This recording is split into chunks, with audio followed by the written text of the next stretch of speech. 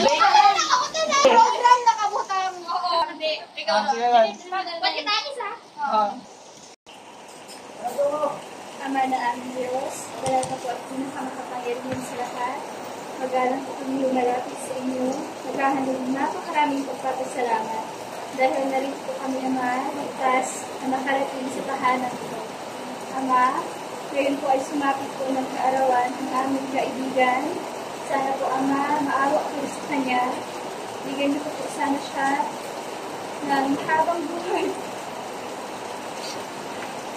At sana po, Ama, matupad niyo po yung mga wishes sa buhay niya. Sana po, patuloy po siya makabigay ng kasiyahan sa kanya. At sana po, yung friendship po na meron kami ngayon, sana po mas lalo po kung tumagal, kung gaano po kami ka-close ngayon, sana po mas maging close po kami sa future. Sana po, Ama, yung mga magulang niyo po na naghahanap buhay, basusan niyo po sana sila at pagpalain. At palagi po sana silang ingatan. Ama, ngayon po, meron pong pagkain na nakahain sa aming harapan. Sana po ito inyong basbasan at pagpalain.